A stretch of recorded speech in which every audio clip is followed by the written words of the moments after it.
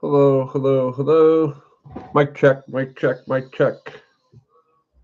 Okay, welcome to today's talk on listening. I got my headphones on. I should be able to listen.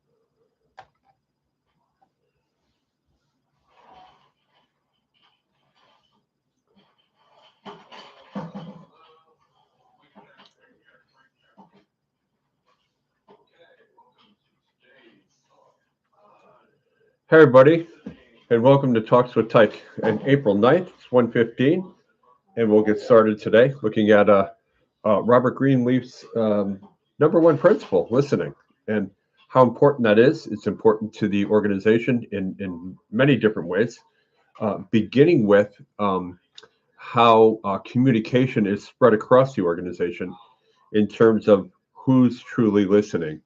And we'll also explore the five principles of how, or the five levels of that actually works. And that should be really interesting. I had not known about that before. I cannot say that I am a good listener, um, but I can say it is something I'm working on.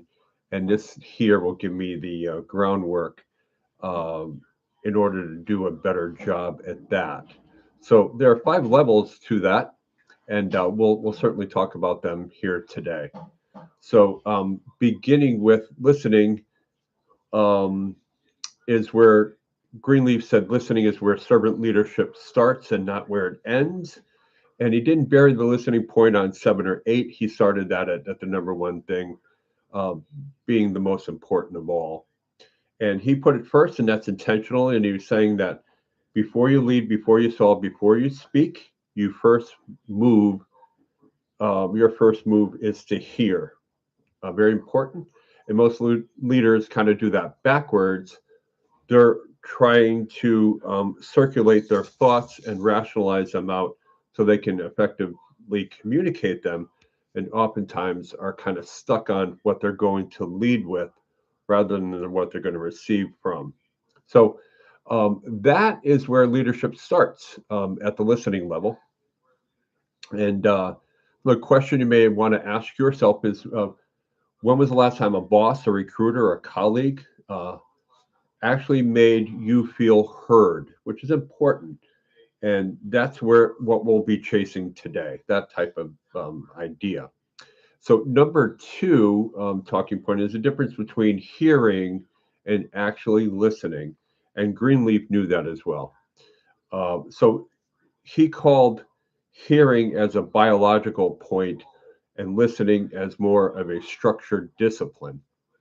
And he was specific about that, meaning that when we're ready to receive, we shouldn't be waiting for our turn to talk and not filtering through our own agenda, but we should be listening intently of what somebody wants us to hear, to generally understand what is being said, and more, almost and more importantly, what is not being said in that conversation, to be able to pick up on some of those things, being able to read the situation a little bit better.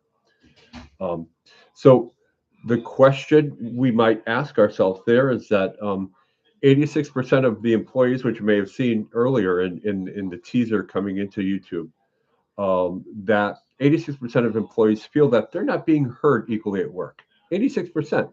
I mean, 8.5 people out of every 10 people say, I do not feel that I'm being heard. That's a problem across the organization from top to bottom. So that's something that we'll talk about today as well. Um, that's not a communication breakdown. That's just a listening drought. Let's just put that right where that belongs. That's a listening drought. So, number three talking point is the employment jungle it punishes bad leaders on both sides of the table. So, when you're the job seeker or the hiring manager, poor listening has a price. For candidates, if you're not listening between the lines of a job description, you're preparing for the wrong answer. And for managers, if you're not listening during interviews, you're hiring the wrong person. Certainly, most bad hires aren't a skills problem; they're a listening problem. And someone wasn't paying attention to what was actually being communicated. So, something to think about here for that talking point number three is that miscommunication costs companies $9,284 per employee every year through miscommunication.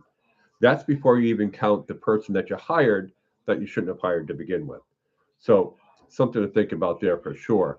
And here's what I touched on a little bit earlier, which was new to me. I didn't know that we had levels of listening until I came into to start to understand this program, and that most of us fail somewhere around the level 3 mark and leave the other two just hanging out there. And maybe that's why we're still at an 84% communication problem within the workforce. But so most people really never get past level 3, and I was certainly one of them. I can say with certainty for myself, I am not a great listener. So I'm training myself to be a better listener. And when if I can listen better and know the situation better, I can improve the conditions around me. So the first one is in a ladder or an up ladder or a cross ladder, however you want to look at it. But um, the first level is we're ignoring the conversation. We're ignoring what we're hearing. We somebody's talking, and we're just completely ignoring that.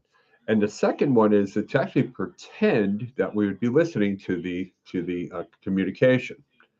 And I know for sure I do that. I'm like, yeah, I'll be nodding, I'll be doing this. And then that selective listening where we're like, oh, we think we're in tune with it, and we really think it, we're nodding our head and we're trying to look into the situation here with that selective thinking. And then the attentive listening at step number 4 is really we're trying to get to if we're climbing that ladder or going across. That's what we're trying to get to, that attentive listening. And of course, the ultimate goal is to get to empathetic listening, where we really understand the situation and why it's being communicated to us and what we do with this new information. So level 5 is the goal. Probably where we're at somewhere that is somewhere around level 3. So we have a ways to go, that's for sure. So in that personal assessment and being honest with you, I've sat in interviews where I could tell the recruiter stopped listening. Happened to me recently, and I almost thought about just leaving and getting up and taking my materials with me and saying thank you for your time. But I think we started off here and the wrong in the wrong idea. Either I didn't hear properly, or maybe the interviewer didn't understand the role completely. So could have been one of two things. I'm not really sure which. So that's not just discouraging, but it's very expensive for companies to do that kind of thing. So listening is your first trust building tool between the communication in the communication process. Your listening matters, and uh, so when trusted managers drop from 46 to 29% from 22 to 24, that's not just a leadership crisis, it's a retention crisis and an engagement crisis. Someone's not being engaged here. It's a business crisis. And the fastest way to rebuild that isn't a pizza party or a raise for someone. It's one on one where you actually see nothing and let the other person finish their thinking, their thoughts, and the process that they go through communicating that. And research shows that workers with high trust are 26 times more motivated and committed. That's huge. So the return on investment on shutting up and listening is enormous. And so that's good news there when it comes to that talking point. But Greenleaf's inner voice, number 6, is the part that nobody really talks about. His listening principle has two directions. It's an outward toward others and inward toward yourself, kind of like a two-stage this way and another stage coming back that way. And so telephone would be a good idea or a good thinking model to use here versus a walkie-talkie type signaling. So if you want to listen, servant leaders have to listen to their inner voice, their conscience, their instincts, their moral compass. Let's be frank about that. They do. This matters in a job search too. This in the same way. Are you listening to what you actually want, or just chasing what sounds good? And the jungle has a lot of paths. Your inner voice is the map. So that reflective prompt would look like, how often are you so busy researching the company when you're the person on one side that you forget to listen about whether this is actually the right fit for you in that company when you're searching a new role and looking for a new role with a company. So number seven here, active listening in job search is a competitive advantage almost no one uses. That's not great. Most candidates spend 95% of the interview prep on what they're going to say, what they plan on saying um, in that. Almost none of them practice what they're going to be listening for, and that's a real problem. So I do that. I tend to look at that model upside down and say, okay, let me think about or anticipate or try to understand what might be coming my way. The ones who do, they're better. They ask better follow up questions. So when you're in anticipation, you're in a better position. So studies that back that, and the studies show a correlation between listening behavior and sales performance. Job interviews are a sales conversation, and that number matters at 0.47. That correlation for sure. The discipline of closing the loop. Listening doesn't end when the meeting ends, and it's not a one-time act. So we don't listen to forget, we listen to understand, and that understanding should have a pathway for future one-on-ones or future discussions. So listening is not just taking it in, and I'm really guilty of that a lot. I'm like, okay, I'm hearing what you're saying. How do we do this? How do we follow up? That kind of thing. But so listening extends past the conversation and it includes that follow up. So number nine is the silence move, and most people panic when we get to the part of silence where the room now is still and we're not engaging on either way. So we use our communication skills to fill that gap. So a servant leader should allow that pause of silence to just linger there, to just stay in its moment, give it a breath. So, one good way of thinking about it is I try to take 5 seconds when I'm taking something in and saying, just give me a second. I'm just going to process what you say. I know it's important. So let me just bring that in here and I'll be right with you. So in that time, that 5 seconds, don't talk. Just let the pause happen. It's very important. So the discovery you feel is the other person searching for the real answer and not the rehearsed one, not something you've already rehearsed. So the best intelligence in any conversation lives in the space after the pause, and learn to wait for that. That's obviously important. So the next thing that we have here is the presentation that I put together for here, the slideshow on listening. And I think there's some really great things to discuss here. But again, um, Greenleaf worked for AT&T, and if you look at the his life of 86 years or so, 38 of those were spent as an AT&T executive. So what would that have meant to someone born in the 20th century and lived to be almost 90 years old and spend his uh, almost entire working history as an executive at AT&T? It That's impressive in its own in its own space. So, and you can see he published this in 1970 at the age of 65 or so. Um, um, that also tells you something. That's pretty amazing. Everything he had learned, he encapsulated that um, from the time he was born and 20 years later to his death. But um, that's how servant leadership came to be. So the origin of that idea was from that story that Greenleaf once asked, Do those being served grow as persons? And do they become healthier, wiser, and freer? So and when it comes to listening, step one is to listen receptively. Attend to what is said and unsaid. And that second part of being unsaid is really important. What is not being said in that conversation? And to compare that to what is being said and said, hey, is there anything left out of that conversation? Is there anything I could fill that conversation with that needs more narrative, more scope, whatever it might be? The servant leader hears the full message, words, tone, silence, subtext, brings in step two, which is that inner voice. Listening extends inward.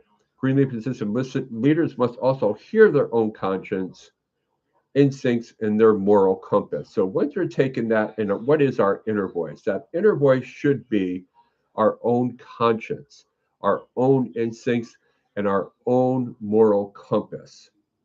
That's important, not a reverberation or just mimicking what is being brought to us. But when we do bring it in, we need to bring that in our own selves there. And the will of the group, the servant leader doesn't impose a vision. That's a little bit different from what we think about day to day in the workplace, not imposing a vision. We hear a lot about vision. So they clarify and serve the group's authentic collective direction. So it's not about saying, oh, I have a vision today, or that vision that we had last week or last month or last year or that last decade.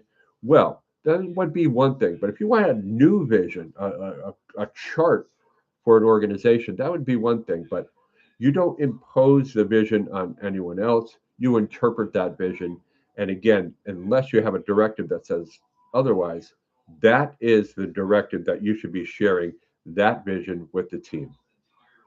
And listening by the numbers, this is the one I put up as a teaser on LinkedIn, and it's pretty powerful stuff.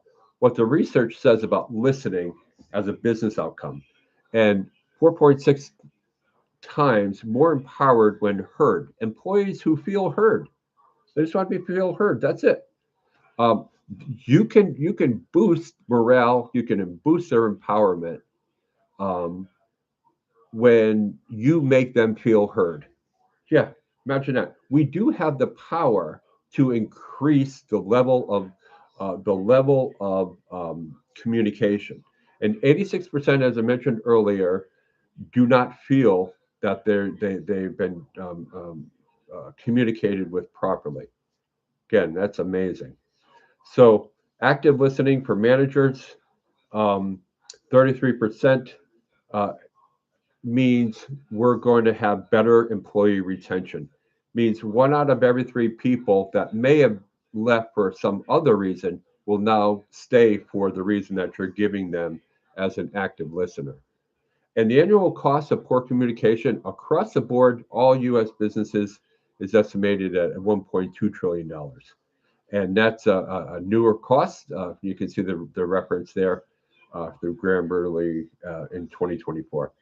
So more motivated and committed 26 times workers who trust their managers. Imagine that.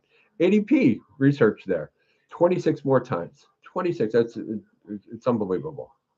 So you can, again, when you're listening um, as a business outcome, and you can bring these metrics into the conversation, you stand a better chance of all good things happening here. And listening and how that directly correlates to sales performance. The meta-analysis, as you can see, P equals 0.47, which we touched on earlier. And the cost of not listening, we already seen it's huge. So the turnover tax by replacing employees, candidates who receive no feedback after an interview, and that one customer or excuse me, one applicant looking to work for that company who, for whatever reason, was rejected in the process, didn't receive interview feedback, and they never returned to that company's pipeline again. You reject me, you don't give me a nice solid reason. guess what? I'm not coming back. That's really important. So for HR managers or anybody thinking about that, really focus on that and understand it's very important how we treat that process. And thank you is not enough. Um, I, I get it. I know that there are more resumes and CVs flying around and parsing through company applications and a lot of that going on as well. But frontline workers hold the answers to operational problems. Leaders who don't listen pay consultants to find what their own team already knows. So, talking about adding insult to injury, and when it comes to cost savings, this is not a good idea. If you truly can't figure it out, that's one thing. But if the frontline workers who know this stuff and you're not communicating with them, you're not getting to them, and you're not extracting that information for purposes of reusing that or repurposing that through the organization, you've lost a lot. And now you're going to compound that mistake by hiring a consultant that's going to have to come in and essentially do the work that was not done but was already there. So missed intelligence is a big deal. And trust deficit. Managers' trust fell from 46% to 29% through a period of 2 years. And listening is the fastest path to closing that gap. So you can get that back. And we talked about this earlier, um, the 5 levels of listening. This is just wonderful. So anybody wants a screenshot of that, want this slide in particular, let me know and I'll get that to you because there's a mnemonic device. There's IPSAE, ignoring, pretending, selective, attentive, and empathetic listening. And listening in the employment jungle as a job seeker, listen um, uh, the job description between the lines. What problems are they actively trying to solve? And you can see that by looking at the description. So try to answer that during the interview. And for the interviewer, a candidate's words reveal motivation and the cultural fit, but only if you are listening instead of preparing your next question. So again, active listening plays a dual part role here, from the job seeker to the interviewer, in that um, relationship there. And in the first 90 days, um, a new employee's role should it's like a listening assignment. Every conversation is a map to somewhere or something. So the fastest listeners navigate the fastest. Now, doesn't mean they heard the right things, but fast listeners should be able to excel in that time.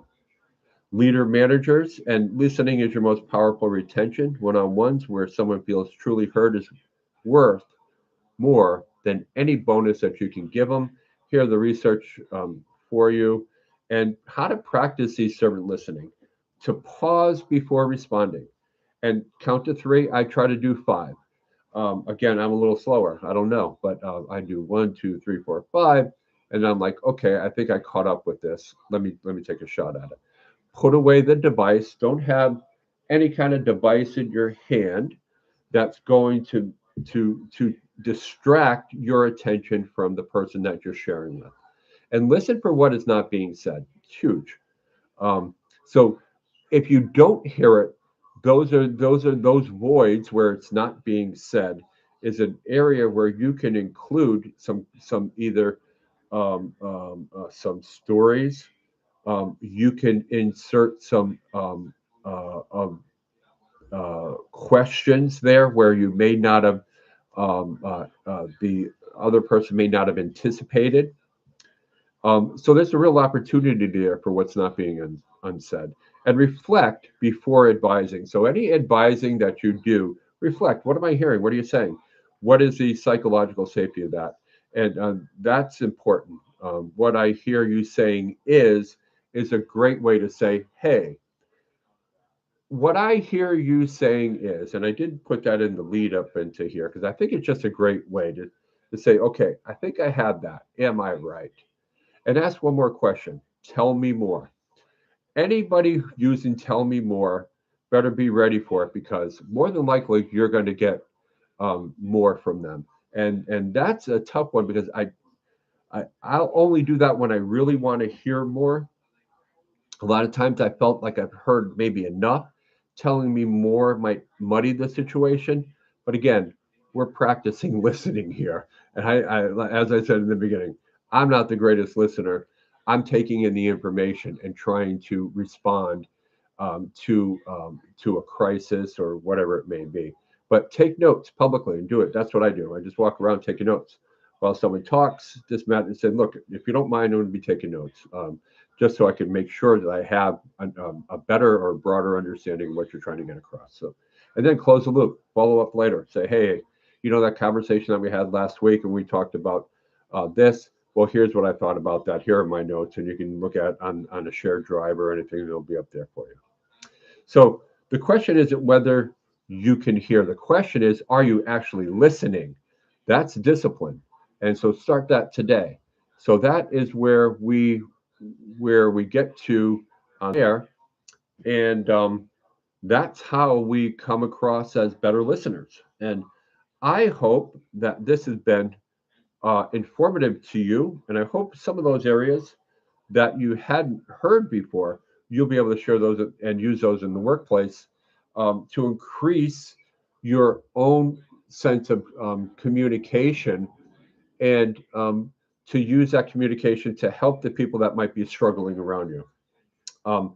And by doing that, um, it's really going to help not only you to get in better information, but it's going to help the organization as well. So there's a dual benefit there that happens when you listen attentively. And good luck. And that's what I'll be trying to do. I'm always trying to improve on listening because I know the importance of it. I didn't say I was good at it, but I am trying to be better at it and trying to get past level 3 and trying to get in an area of 4 and 5. And I understand someone, we might be thinking, hey, how can I do that? I have so many things on my list to do today. Speaking or listening is one of those things that I can do gradually or a little bit of. I didn't account for an extra 5 minutes and but maybe we need to put that 5 minutes factor into those conversations that we're leaving out, and by doing that, we're getting filled up a little bit more with information that can be used in the conversation and throughout the organization. Um, so, thanks for coming to Talks with Tyke again today. I appreciate you, and I hope that this conversation has been lucid and sober and that it can help you make better decisions and also help the people around you to make better decisions that will in turn help both you and the organization to see things better. So have a wonderful week, and we'll see you next week here on Talks with Tyke.